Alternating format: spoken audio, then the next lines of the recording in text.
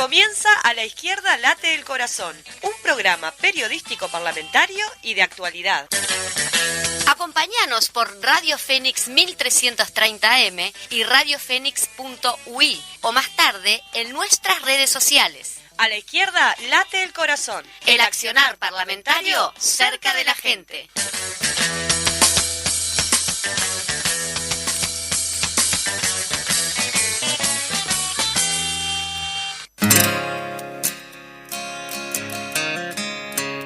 He cantado tanta muerte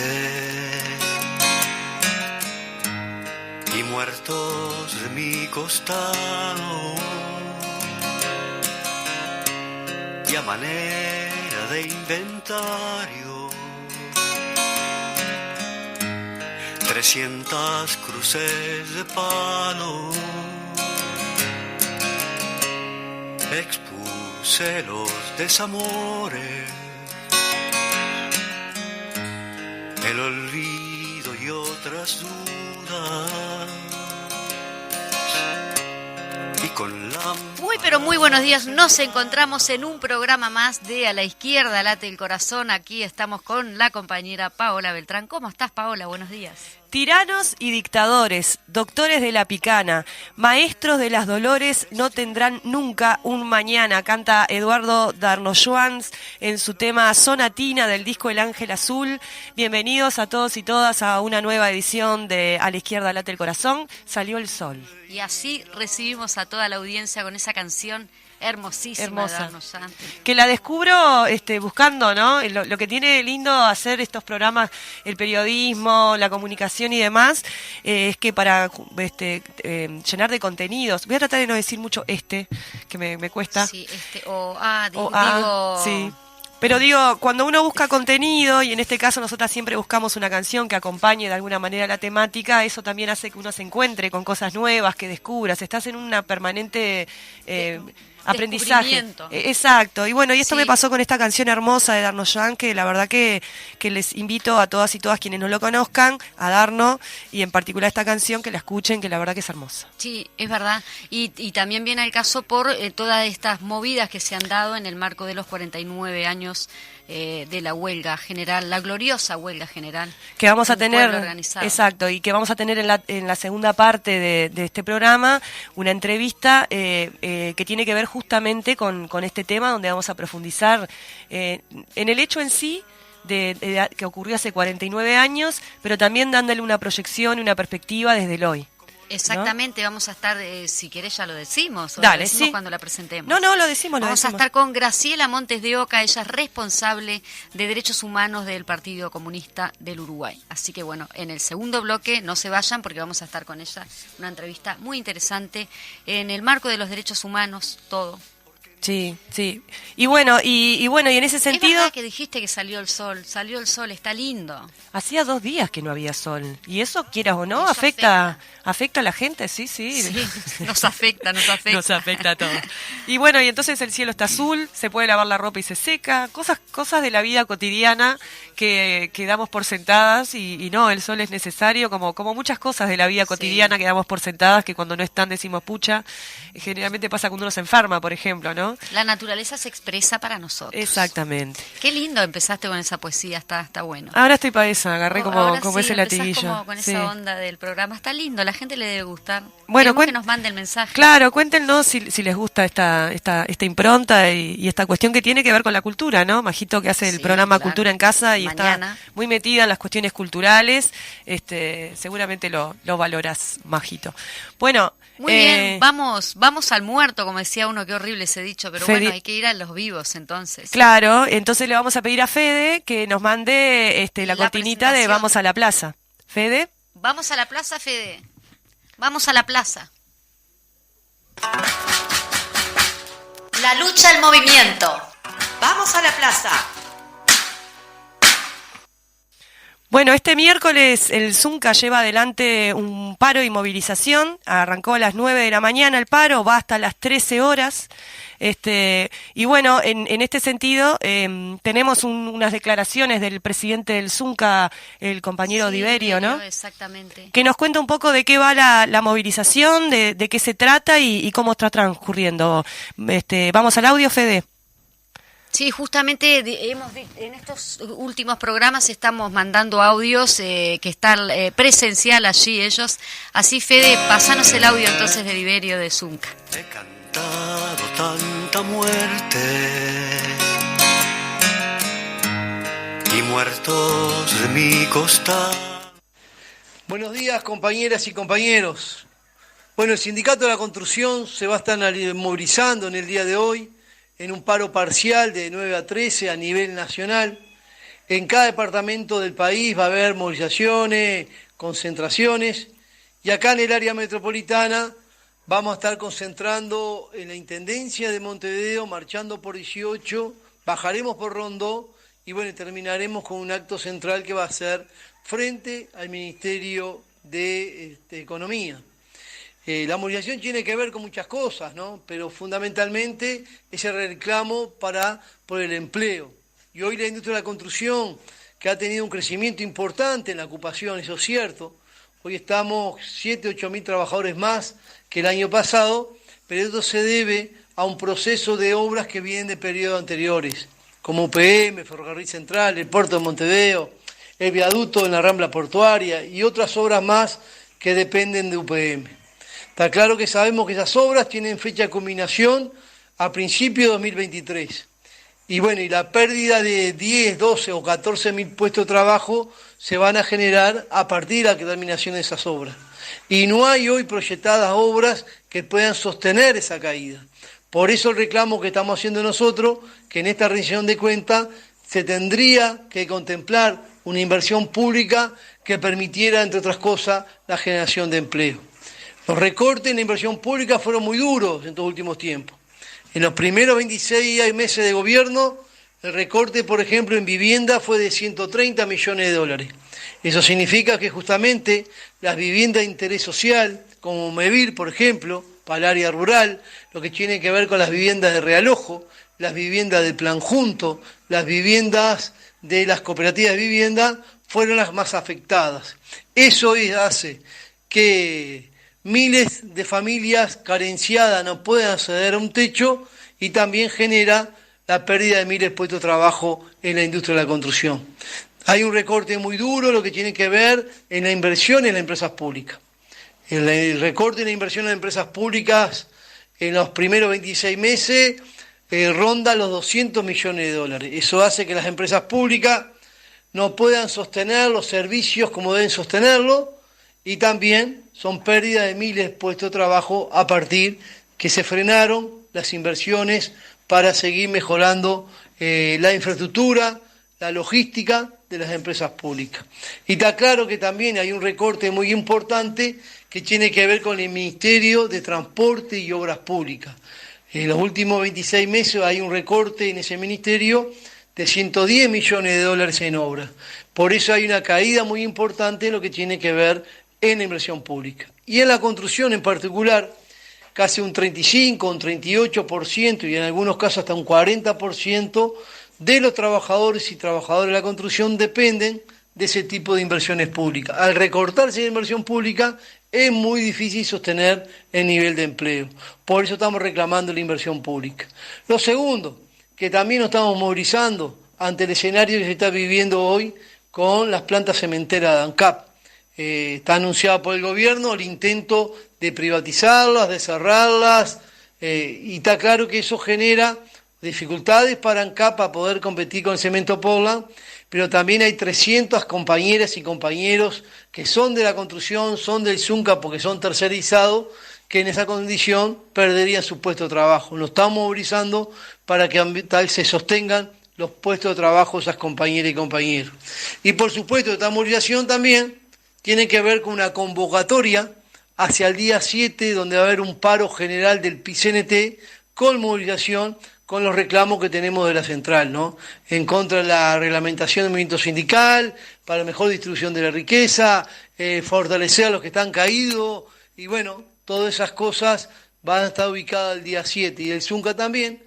En esta movilización va a estar convocando para esa gran movilización que va a ser el día 7, que nosotros creemos que va a ser grande porque vamos a estar los trabajadores, las trabajadoras, van a estar los estudiantes, van a estar la barra de la cultura, van a estar los barrios organizados con las ollas populares, van a estar los jubilados. Bueno, también yo creo que ese día va a ser una gran movilización del pueblo uruguayo reclamando una rendición de cuentas que realmente resuelva los problemas de los que están más jodidos. Así que bueno, a todos y todas los esperamos en nuestra movilización y bueno, un abrazo grande. Por allí teníamos la palabra entonces del presidente del Zunca, relatándonos un poquito la situación justamente que vienen padeciendo por el tema de los recortes, como también lo decíamos en alguna otra oportunidad en los programas, como todo desemboca después en la pérdida laboral y bueno, ni que hablar, que en más de una oportunidad hemos dicho que la construcción en este sentido, todo lo que se debilita las empresas públicas, él también lo decía por ahí, el Ministerio de Transporte, sí, como todo impacta directamente en la construcción también, en las pérdidas laborales. Exacto, si no hay changa, son miles los trabajadores y trabajadoras que se van a quedar sin laburo y por eso es tan importante esta rendición de cuenta y ver cuánto hay ahí para la inversión pública. Se estará desarrollando entonces el paro hoy a las 24 horas, ¿no? De 9 a 13 es el paro parcial, de 9 a 13 es el del Zunca. Ah, claro, porque va a ser a nivel departamental, entonces claro, no sé si es consecutivo, todos lo hacen. Se hacen movilizaciones en todo el interior del país, en el área metropolitana además tiene estas características que comentaba recién el presidente del Zunca. En otro orden de cosas, comentarles que entre el 27 y el 3 de julio se lleva adelante en Canelones la Semana de la Convivencia, con una amplia agenda de actividades con diversas temáticas como la convivencia como desafío interinstitucional, conciencia sobre el abuso y el maltrato a personas mayores, los nuevos desafíos en la prevención del delito, sistema carcelario y desafíos de la resocialización, entre otras. Si quieren tener más información sobre esta semana que se organiza la Intendencia de Montevideo, que realmente es muy interesante, pueden entrar a la página de la Intendencia que es imcanelones.gov.uy. Muy bien, y por acá tenemos que entre el 29, 30 de junio y el 1 de julio se desarrollará el Frente Amplio Te Escucha en el departamento de Salto. Hasta el momento se visitaron los departamentos de Tacuarembó, Artigas, Rocha, San José y Rivera, y en cada uno de estos departamentos se realizaron encuentros con una amplia gama de organizaciones sociales, referentes, etcétera, escuchando justamente las necesidades, realidades y planteos que allí se expresan.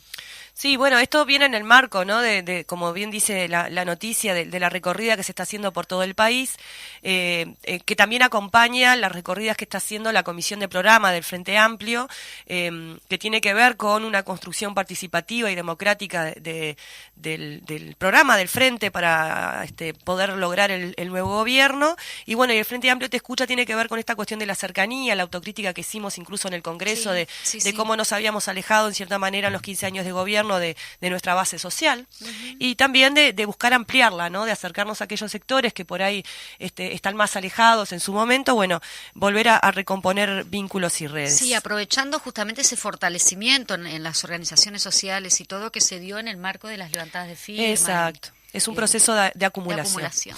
Bueno, en otro orden de cosas, atención a los compañeros y compañeras sindicalizadas y sindicalizados. El Instituto Cuesta Duarte presenta el seminario Ley de Negociación Colectiva, Proyecto de Modificación y sus impactos. En dicho encuentro se analizarán los cambios propuestos en el proyecto de ley que busca introducir modificaciones a la Ley 18.556 que regula la negociación colectiva en el sector privado. Para inscribirse, atención, deben hacerlo en la página www.cuestaduarte.org.uy, www.cuestaduarte.org.uy. Se realiza mañana, por eso, atención, si querés participar, mañana jueves 30 de junio, de 14 a 17 horas, y se requiere un aval de tu sindicato para participar. Vos tenés que pedirle a tu sindicato que te habilite, que diga que efectivamente estás habilitado para poder asistir. Es desde las 14 a las 17 horas en la sede central del PIT-CNT y hasta hoy hay tiempo para inscribirse. Sí, son muy buenos esos cursos del Cuesta Duarte. Yo inclusive participé en 3 años en uno de ellos y la verdad salís con mucho conocimiento, mucha capacidad como para después poder desarrollarla en todos los ámbitos. Entonces me voy para en la mañana del lunes me voy para el PIT-CNT. Sí. En la mañana del lunes se realizó la entrega al PIT-CNT de materiales históricos que se les dio a llamar desincautados de los archivos de la represión. Esta es la primera entrega en el marco justamente de la colaboración entre sitios de la memoria, madres y familiares de detenidos desaparecidos. También Crisol. Ahí va. Y está. Y estamos hoy estamos hoy estamos sindicalistas. Sí, no, pero te decía, está porque la otra renglón no vaya, a veces uno lee de corrido. Sí, no. No, esto está interesante, ¿no? Hablábamos el otro día de la aparición de estos rollos de película, de fotografías del Popular que aparecieron y ahora aparecen estos archivos que son ¿cómo es que dice acá la palabra? Es desincautados, porque son archivos que fueron incautados justamente por los militares de la época en los ámbitos sindicales, es decir, arrobaban las cosas. Claro, y también comentábamos cuando veíamos la noticia con Majo, cómo todo ese material guardaban todo. Todo por está eso guardado en la memoria y en los archivos, ellos guardaban todos y por eso también nosotros decimos que efectivamente la verdad está secuestrada, porque tienen la información, porque han guardado todo, porque eran muy meticulosos en eso, entonces realmente sigue habiendo este pacto de silencio y de impunidad que hace que, por ejemplo, no sigamos sin saber de cosas dónde peores están, que es dónde están las personas. Exacto, dónde están nuestros compañeros y compañeras desaparecidas. Y bueno, y esto es una muestra más de eso, ¿no? De que la información está por ahí.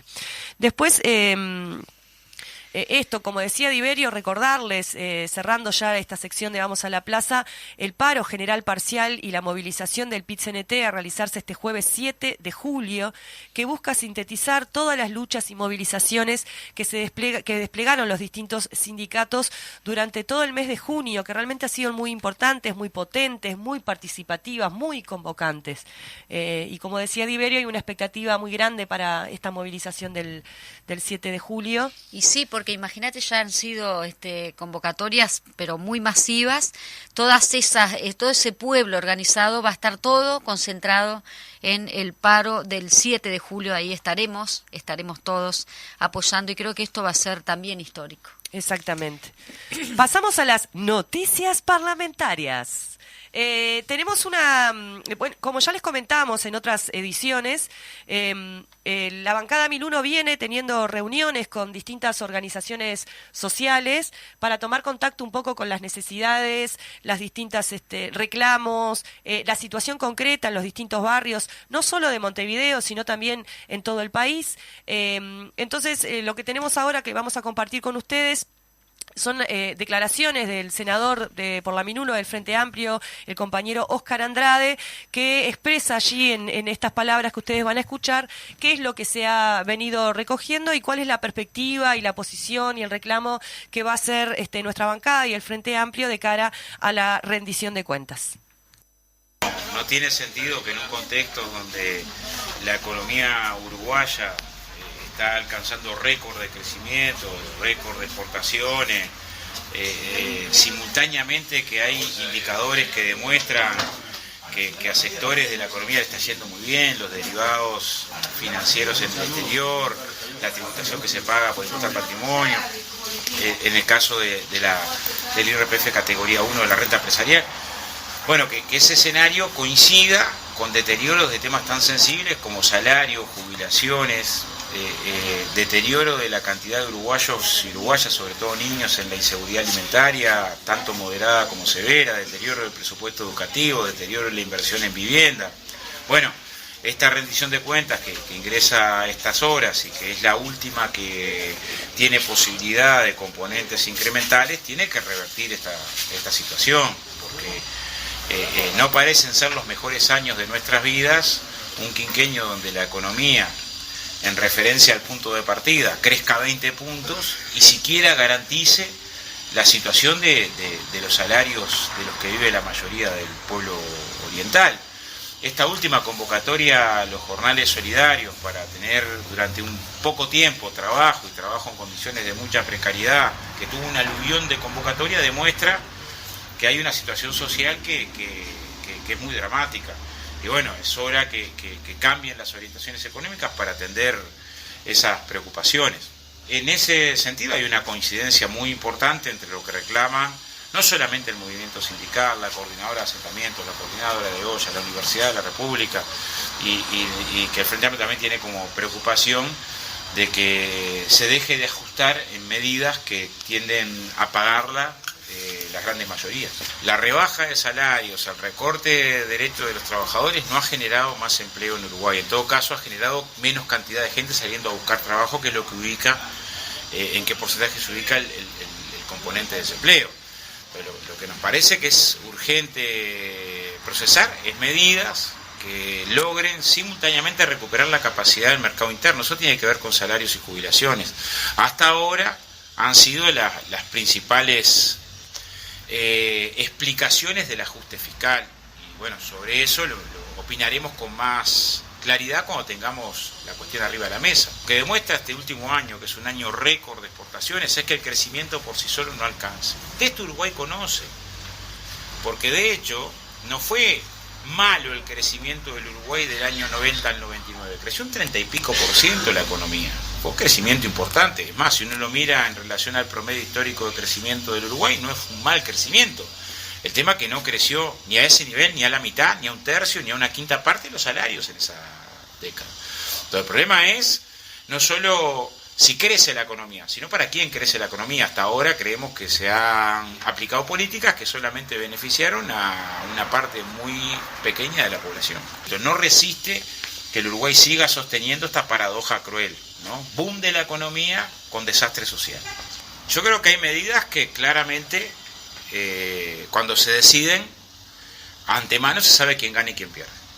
O sea, si vos tenés sectores que están atravesando un récord de crecimiento económico, y para esos sectores la política salarial es de restricción, estás definiendo que se aumenta la rentabilidad empresarial de esos sectores y que los trabajadores van a quedar por el costado.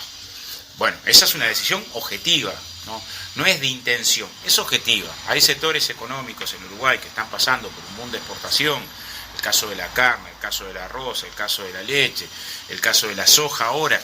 Bueno, que sus trabajadores no han visto que ese resultado económico llueva en su huerta. Bueno, esa es una decisión de política económica. Haber hecho homogénea la rebaja salarial, no solamente para las actividades económicas que estuvieron afectadas por la pandemia, sino trasladar esa decisión a actividades económicas que no solo no estuvieron afectadas, sino que crecieron, es una decisión de política económica que no compartimos.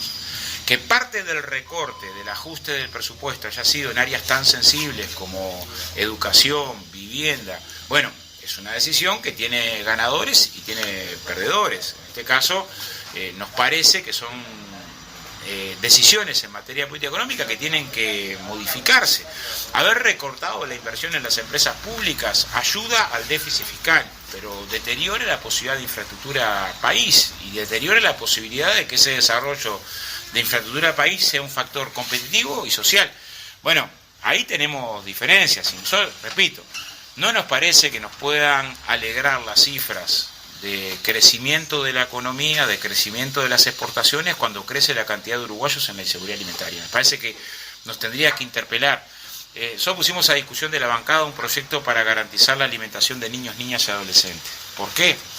Porque que se deteriore este indicador en un país que produce más de 30 alimentos para más de 30 millones de personas nos tendría que alimentar. Y nos tendría que interpelar fuertemente. Tiene que haber un piso común de acuerdo que diga, bueno, garanticemos no más niños con hambre en Uruguay. Tiene que haber un piso común de acuerdo. Bueno, esta rendición de cuentas está atravesada por esas circunstancias, que uno se encuentra después cuando recorre los barrios. Porque ese indicador estadístico, cuando tú vas a un club deportivo del interior, y la preocupación de los que dirigen el club es, los lunes vienen los gurises y el problema que tienen es que les duele la cabeza porque se han alimentado mal el fin. Bueno, ese tipo de situaciones son las que nos parece que hay que colocarla en el centro de la preocupación política, porque si no, ¿qué festejamos cuando festejamos el crecimiento de la economía? Bueno, teníamos entonces allí las palabras del senador Óscar Andrade, haciendo referencia a grosso modo en lo que decíamos en la editorial del Popular del viernes pasado, de esto de la teoría del derrame al revés, ¿no? Como muy pocas personas en Uruguay han tenido una concentración y un aumento de sus ganancias y sus riquezas. Allí explicaba el senador los agroexportadores, la carne y demás, y cómo tenemos una situación en donde tenemos niños y niñas y muchas personas en una situación de inseguridad alimentaria, que también decía en la editorial una forma elegante de llamar al hambre, ¿no? Bueno, Sí. esperemos entonces que esto se pueda revertir. Sabemos que es muy difícil porque hay una actitud bastante compleja por parte del gobierno, y en este sentido agregar que bueno, que el 30 de junio es el último día que tiene el Poder Ejecutivo para elevar al Parlamento la rendición de cuentas, y al respecto es importante recordar que quedó vigente en la Ley de Urgente Consideración lo que se conoce como regla fiscal, que establece un tope del gasto público. La regla apunta solo a un objetivo de máximo gasto, sin mencionar la generación de ingresos, es decir, no tomando en cuenta si las necesidades de gastos adicionales pueden o no ser financiadas por ingresos fiscales o por otros mecanismos alternativos. Por lo tanto, la regla fiscal, esto que quedó en la Ley de Urgente Consideración, es un instrumento de recorte y se transforma en la base y fundamento del ajuste fiscal propuesto para estos 5 años, que limita y reduce el rol de la inversión pública social bajo el argumento de alcanzar el equilibrio de las cuentas públicas. Esto lo decía y lo mencionaba también el compañero y senador Olesker, cuando lo tuvimos hace ya varios programas hablando del tema de la inflación y demás. Bueno, es importante tener en cuenta que bueno, que los efectos de la LUC también se van a ver en esta rendición de cuentas. Muy bien.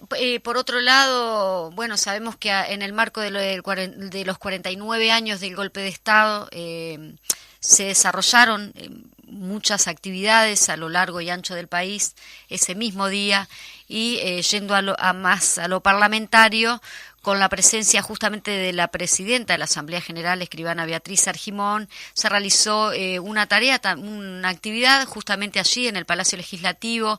Por aquí se titula 49 años del golpe de Estado, los desafíos de la democracia uruguaya. En este encuentro expusieron en primera instancia la presidenta Argimón y el presidente de la Asociación de la Prensa Uruguaya de APU, Fabián Cardoso, y por el Zonal Aguada del PIT-CNT, Viviana Núñez. En segunda instancia expusieron los senadores Jorge Gandini, Lilian Quechichán, Raúl Lozano y Raúl Valle, y también con la presencia del presidente del presidente del PIT-CNT, Marcelo Audal, el presidente de la República. Sí, de todas maneras recuerden que ahora cuando volvamos de la pausa vamos a estar profundizando y conversando sobre este tema, y antes de terminar les comentamos, seguramente ustedes ya saben, lo escucharon, se indignaron igual que todas y todos, la intervención que hizo el Ministerio de Educación y Cultura del Club Villa Española. Queremos compartir un fragmento del comunicado de madres y familiares al respecto, que menciona que expresamos nuestra profunda solidaridad con el Club Villa Española ante la intervención de esa institución por parte del Ministerio de Educación y Cultura. Entre los argumentos esgrimidos por el Ministerio, consideramos que el apoyo a causas sociales y de derechos humanos no constituyen actos políticos partidarios, es un derecho y una obligación de cualquier entidad social la promoción y el respeto de los derechos humanos, por lo cual ninguna institución debe ser penalizada por eso. Este acto es muy peligroso como antecedente, ya que viola la libertad de expresión, el trabajo social y cultural que llevan adelante no solo hacia el barrio, sino hacia toda la sociedad. Le mandamos un abrazo grande a todos los compañeros, compañeras. Bueno, hoy me entregaron el carné de Villa Española, me sumé como hace mucho tiempo y hoy me hicieron justo el día de la intervención. Felicitaciones. Justo el día de la intervención del club habían terminado de imprimir mi carné, así que vamos arriba al Villa y esperemos que todo se solucione de la mejor manera, sin violencia, y que sea lo mejor para el barrio, que sea lo mejor para los vecinos y las vecinas y para el club. Justamente en cuanto a los comunicados, varios organismos ya sociales y de educación han sacado sus comunicados repudiando esta actitud del Ministerio de Educación y Cultura, así que sí, saludamos. También saludo a Crisol, que me invitó a una mondongueada. El sábado estuve ahí en la actividad de AUTE. Ellos estaban justamente festejando el aniversario de Crisol, así que les mando un abrazo apretado a todos los crisonianos. Y bueno, y nos vamos a la pausa. Nos vamos a la pausa y a la vuelta recuerden, sigan ahí que se viene una entrevista súper interesante. Expuse los desamores,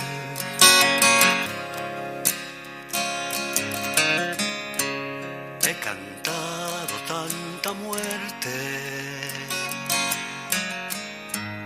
y muertos de mi costado.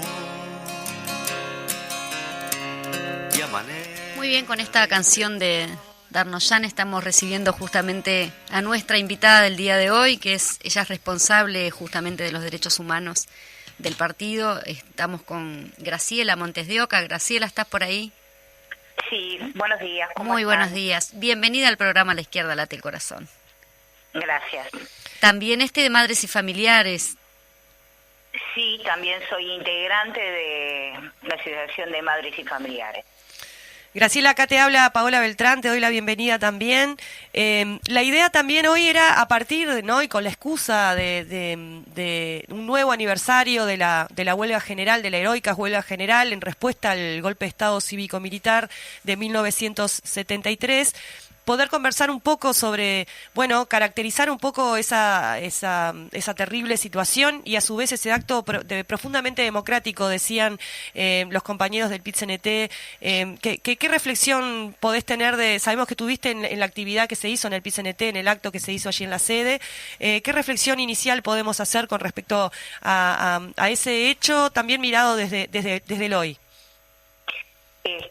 Lo fundamental es recordar y hablar del tema, más en el día de hoy que quieren implantar, como quien dice, una nueva historia, creando una teoría de los dos demonios.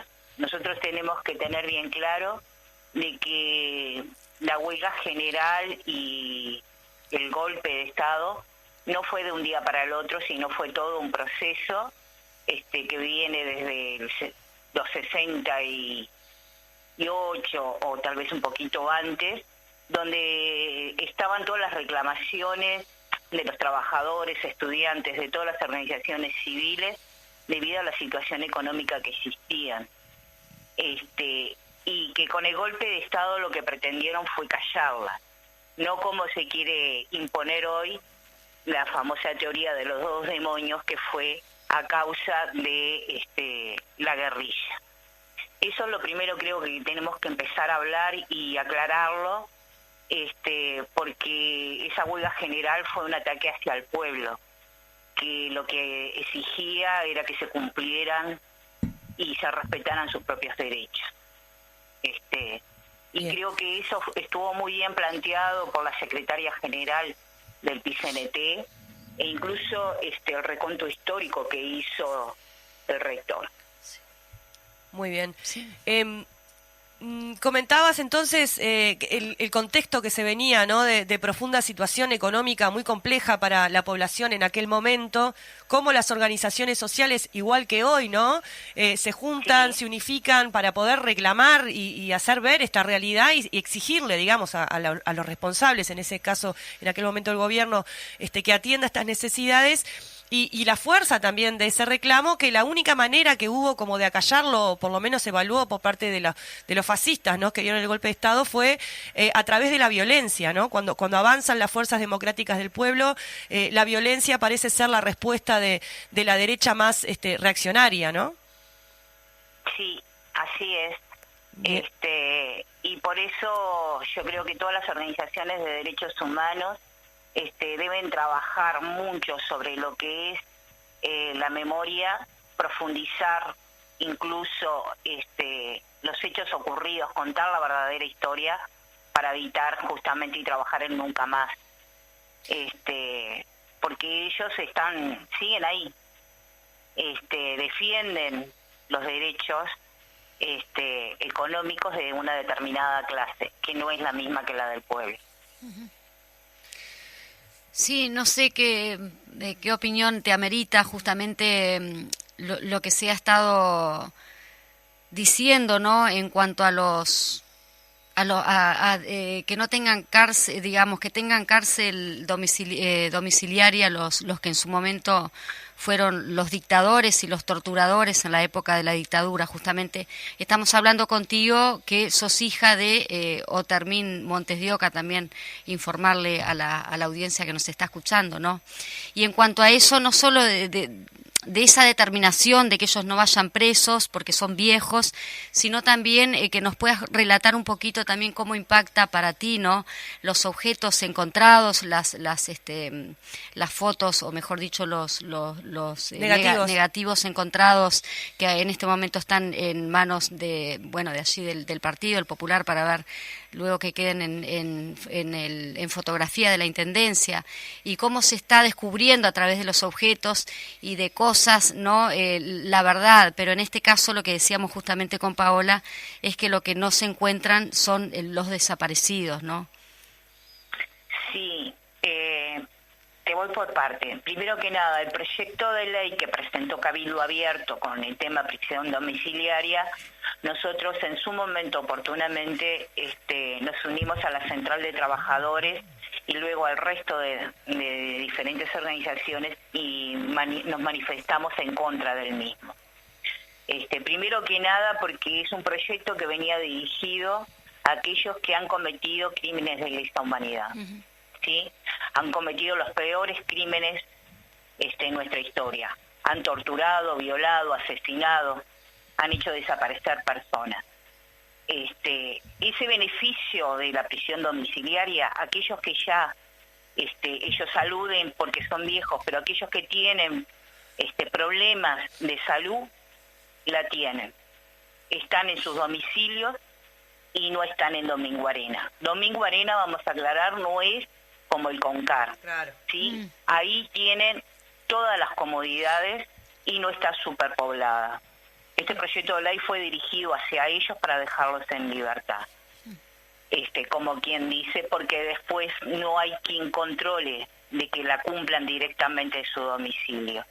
Pero aparte de todo eso, son viejos porque la justicia llegó tarde, ¿sí? Hubieron muchas chicanas que no los permitieron juzgar en su momento debido y por eso hasta el día de hoy se sigue pidiendo justicia. En cuanto al tema de los archivos, realmente aún no he podido ver esas fotos, esa segunda tanda de rollos y de negativos que se han encontrado del Popular, que deben estar realmente muy interesantes, sí, como fue la primera tanda. Y después la documentación que hemos encontrado en cuanto al tema de los represores o todo lo que ha sido microfilmado por las Fuerzas Armadas en su momento y de todo lo que ellos hicieron, porque tienen la costumbre de que registran absolutamente todo lo que ellos hicieron durante esos años en el país. No hemos encontrado lamentablemente aún datos que nos ayuden a la búsqueda. Sí a trabajar la memoria y realmente poder demostrar por sus propias palabras, porque ellos escribían todo, las cosas que hicieron, que no fueron solo delitos contra los derechos humanos, sino también delitos económicos. Exacto. Que aún no hemos trabajado, creo que ninguna organización. Estos archivos que se entregan, vos sabés, porque se habla viene de madres y familiares también, ¿no? ¿De dónde salen? ¿Cómo llegan a tener estos archivos en su poder para después hacer esa entrega al PIT-CNT? Vamos a explicarle eso a la gente, ¿no? ¿Cómo se accede a esta información? Nosotros tenemos como un acuerdo con la Secretaría del pasado reciente de Presidencia, de que nos hagan entrega de copia de los archivos que han sido rescatados, ¿tá? Que por lo general están en dependencias militares. Los archivos que llegaron del al PIT-CNT es un archivo que nosotros no lo tenemos en su totalidad, teníamos una parte parcial que nos habían entregado de la DNI. Después hay algunos que eran del regimiento 5, si no me acuerdo, que fue lo que entregó el ministro, y después algunos que también nos habían entregado del FUNA. Aún no han podido leer todo lo que está ahí, son miles de fotos porque todavía no se han podido ver todas y puede haber más documentación para entregarles a las organizaciones sociales. Bien. Creo que en parte es lo ideal cuando se trabaja con los archivos, mantener reservas en algunos temas que son de repente de índole personal de algunas personas, pero lo que es en cuanto a las organizaciones, toda su documentación que fue incautada y microfilmada por ellos, lo importante es poderla hacer llegar nuevamente a sus dueños para que puedan realmente demostrar la resistencia que existió en nuestro pueblo en ese periodo. Bien. Que fue lo que hicimos con el PICNT, aunque había documentación de años muchos, de 50 y algo incluso, que demostraba de cómo venían siendo espiados los de diferentes gremios, incluso la propia central antes de su fundación. En el 56, mira. Sí, yo te quería comentar, que te quería preguntar cómo impacta el cambio de autoridades justamente de la institución de derechos humanos en las organizaciones de derechos humanos. Justamente es un tema que hoy por hoy todos estamos muy preocupados, del punto de vista de que durante un buen periodo tuvo muchos ataques de la institución. Y hoy por hoy aceleran lo que es las elecciones de las nuevas autoridades, ¿sí? Donde pretenden cambiar la forma de elegirlos, porque por lo general se eligen las organizaciones quienes hacen las propuestas. Hoy por hoy se han dicho algunos parlamentarios que pretenden que sean 4-1, o sea, 4 para la coalición de gobierno y 1 sería para el Frente Amplio, y que realmente pone en peligro el trabajo que hoy hace la institución al venir por cargos políticos. Depende la institución del Parlamento, se hizo una ley y se creó para que tenga determinada también independencia, y hoy por hoy nos asegura que trabaja el tema de derechos humanos, porque hay compañeros que realmente están involucrados y defienden los derechos de los más vulnerables. Muchas veces con el tema de las denuncias de torturas en los centros penitenciarios, los malos tratos en comisarías, etcétera, ellos los indagan, los buscan y tratan de colaborar en que se haga justicia por esos hechos. Y otra parte también que es fundamental para nosotros que pretendemos las organizaciones sociales que se siga adelante, es que ahí dentro de la institución está la parte de la búsqueda de los detenidos desaparecidos. Sí, ahí va. Entonces, hay equipos que están trabajando, y al remover los 2 directores que hoy están, que sería Mariana Mota y Wilder Tyler, apeligra de comenzar nuevamente de cero, ¿sí? Porque si nos ponemos a pensar que si ellos son renovados y no salen, a pesar de que las organizaciones sociales han valorado y proponen que nuevamente ellos estén, los equipos tendrían que nuevamente ver de qué forma van a trabajar. No sabemos si se van a mantener ese equipo de investigación, el equipo de antropólogos. Entonces nuevamente se retrasaría todo lo que es la búsqueda, y ya llevamos bastantes años de espera, y que también se nos van debilitando quién nos pueden dar la información. Sí. Entonces ahí está la preocupación de todas las organizaciones sociales, y queremos llegar en sí entre todas tener un consenso para presentar una lista por parte de la sociedad civil para entregar de candidatos al Parlamento. Y bueno, esperemos que el resto de los cargos no sean nombrados a nivel político, claro, sino por capacidad sobre el tema. Exacto. Queremos decirle a quienes nos están escuchando que si les interesa ahondar en este tema, en la página del Parlamento buscan y está el informe de la Institución de Derechos Humanos donde se abordan todas las distintas denuncias. Es un informe muy completo que da un panorama general de todo el trabajo que ha hecho esta Institución de Derechos Humanos, que cuando uno lee allí se da cuenta de la relevancia y la importancia que tiene. En otro orden de cosas, quería ir más como para el lado de esto que hablábamos de la memoria, ¿no? Hace unos días, en relación a esto de la fecha del 27, del golpe de Estado, de la huelga general, hablaba con un compañero que decía, yo no tenía idea de nada, ¿no? Todavía hoy hay personas que necesitan de estos relatos y nuevas generaciones que se van sumando, y al mismo tiempo, no sé cómo lo ves vos, Graciela, cómo se ha abierto también quiénes son las víctimas, ¿no? En su momento, capaz que lo que más se visualizaba, que también tiene que ver con una acumulación de muchos años, el tema de las madres y los familiares de detenidos desaparecidos, los presos políticos. También ahora aparecen, ¿no?, los hijos e hijas de aquellos presos políticos, las cuestiones que tienen que ver con la identidad de muchos niños y niñas que por ahí nacieron en el exilio, en la clandestinidad, que tienen una cantidad de situaciones muy complejas que hasta hoy los siguen, que implica vulneración de derechos. Lo que vos comentabas de la situación de los crímenes económicos, muchas personas que perdieron sus casas, sus bienes, que quedaron en una situación muy complicada.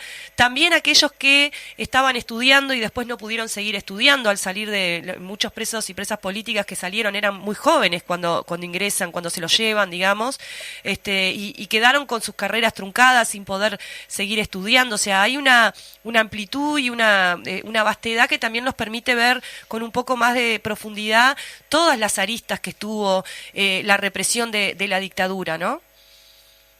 Es que la dictadura no solamente atacó, como quien dice, a los partidos políticos, exacto, sino a toda la sociedad. No nos olvidemos de que no podías ni siquiera hacer grandes reuniones en tu domicilio, tenías que ir a pedir autorización a la seccional policial. Ellos implantaron en el liceo una disciplina, como quien dice, que era militar. No nos olvidemos de los uniformes, de cómo tenían que estar correctamente, la forma de peinarte, de vestirte. O sea, lo sufrió toda la sociedad. Y en cuanto tú me decías de los niños, sí, quedaron, está hoy el grupo sí, Memoria en Libertad, Memorias en Libertad, uh-huh, que son hijos de presos políticos que sí sufrieron cuando iban a ver a sus padres, uh-huh, sí, y sufrieron mucho, porque hay que imaginarse de cuando iban a ver a sus padres al penal de Libertad o a Punta de Rieles, o tenían que ir a algún cuartel del interior, donde siendo vos muy pequeño tenías que hacer una cola, revisar, que de repente no podías tocar a tu padre, o que te dijeran que después de hacer tremendo viaje de que no porque lo habían sancionado. O sea, el costo que no sería un costo, pero el daño que le hicieron a la sociedad fue muy grande. Y hubo generaciones en el liceo donde ellos crearon el individualismo y que el tema no se hablara, ¿sí? Muchos por miedo y no lo transmitían lo que estaba pasando a claro, sus hijos, y ahí viene el desconocimiento de muchas de una generación, uh-huh, una que se crió en parte en eso de que para protegerlo se podía decir que fue ignorante, otra con miedo, sí, y que muchas veces poder vencerlos costó mucho. Recién claro, ahora hay mucha gente que sí dice, mi tío estuvo preso, pasó esto, O sea, como que recién ahora se está viendo que se están perdiendo esos miedos y el por qué yo decía de que se debía trabajar la memoria y hablar y no tener miedo de hablar de lo que fue la dictadura, de los crímenes que se cometieron y abusos contra todo el pueblo. Porque es una de las formas que nos va a ayudar justamente a construir ese nunca más que tanto pedimos todas las organizaciones de derechos humanos. Sabiendo lo que ocurrió y no ignorando el pasado o desfigurándolo como quieren hacerlo ellos, de justamente lo que te decía hoy del tema de la teoría de los dos demonios, Sí. Que no lo podemos permitir porque acá no hubo dos demonios, hubo uno solo y fueron ellos, que fueron los que cometieron los crímenes contra el pueblo. Sí, justamente Graciela lo decía también en estas actividades que se vinieron realizando en el marco del 49 años del golpe de Estado. Una de ellas que fue justamente en Fuesis, previo a la que se realizó en el PIT-CNT, y fue en cuanto a que Ignacio Martínez, no sé si tú te enteraste, pero que presentó justamente un libro que fue Las soledades de Olga, y él comentaba justamente que el libro fue inspirado, o mejor dicho, con los documentos que presentó Olga, que Olga después falleció, después de la presentación del libro, falleció sin saber el paradero justamente de su hija, que aún sigue hoy desaparecida, y en ese sentido sí será necesario los testimonios de los hijos, tu testimonio, lo importante que es también que la gente, o mejor dicho, la sociedad se entere de los hechos que lo cuentan los propios protagonistas también, ¿no? Sí, es importante, yo creo que lo diré incluso en forma personal, es un proceso muy grande que tuvimos que hacer cada uno de nosotros, ir madurando realmente. En el caso de los detenidos desaparecidos fueron años que nos llevó de convencernos realmente lo que habían hecho, porque yo lo sufrí de niña. Sí. Y al principio me negaba a pensar de que él estuviera muerto. Claro. O sea, lo habían llevado caminando de mi casa y para mí estaba dentro de todos los presos políticos, en algún rinconcito. Entonces, como que vas quemando etapas, porque cuando salen ellos, te tenés que afrontar a otra realidad, y era algo que acá no existía. Incluso no nos olvidemos que Sanguinetti, con su primer gobierno, negó que acá existían desaparecidos. Después la calle dijo que habían una docena, y Sanguinetti nuevamente negaba la existencia de desaparecidos, que eran cosas de Argentina, de Chile, y hasta que no aparece acá el primer cuerpo, Sí. Realmente nuestra sociedad como que no creía Sí. que acá se habían cometido esos delitos. Bueno, las marchas justamente reflejan que sí. Y también me parece esto que vos decís, Graciela, que lo hemos comentado también cuando han venido otros compañeros a hablar de estos temas sobre los derechos humanos que han sido víctimas directas, el agradecimiento profundo, hondo, sentido a todos ustedes y a todas ustedes que han atravesado esto y que han tenido que volver a pasar, porque recordar es un poco eso también, ¿no? Reconstruir esas historias es volver a pasar por esos momentos terribles y traumáticos y dolorosos, profundamente dolorosos, pero que ese sacrificio, que esa experiencia y que ese proceso que ustedes hacen y que nos dejan a nosotros los relatos, nos permiten poder comprender y poder también trabajar desde el presente por el nunca más terrorismo de Estado. Así que ya estamos terminando un poco la entrevista. Quería decirte eso a vos y en vos a todos los compañeros y compañeras, hijos, hijas, familiares, presos y presas políticas que están construyendo esta memoria en distintos audiovisuales. El otro día conversábamos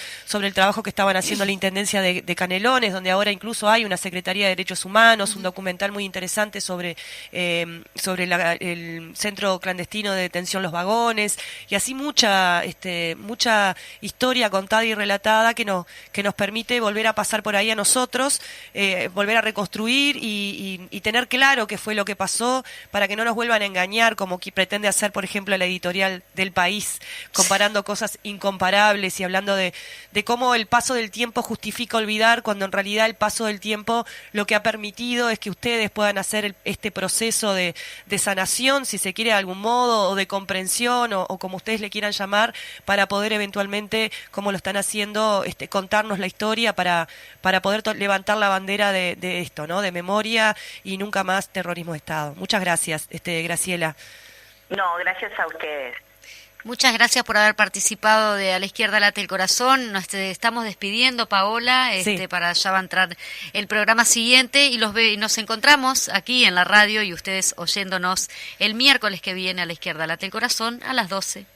Nos vemos, gente. Vamos arriba. Abrazo grande. Recuerden, memoria, verdad, justicia y nunca más terrorismo de Estado. Salud.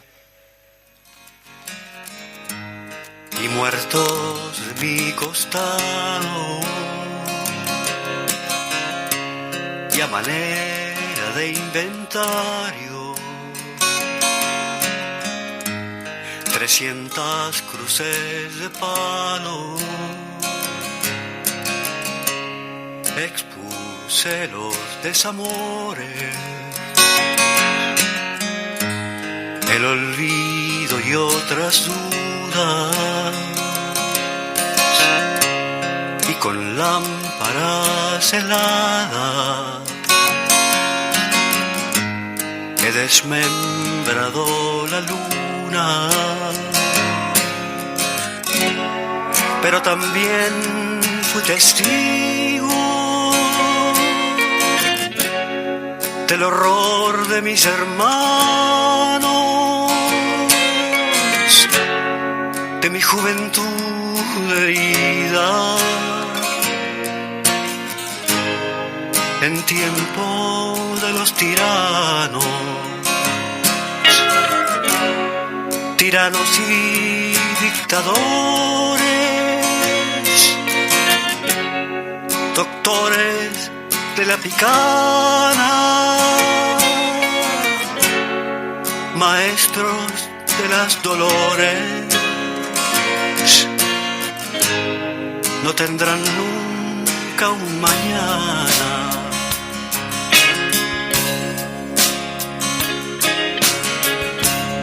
Pues señores, la belleza enemiga es de la arpía, humillados y ofendidos, ya vamos por nuestro día.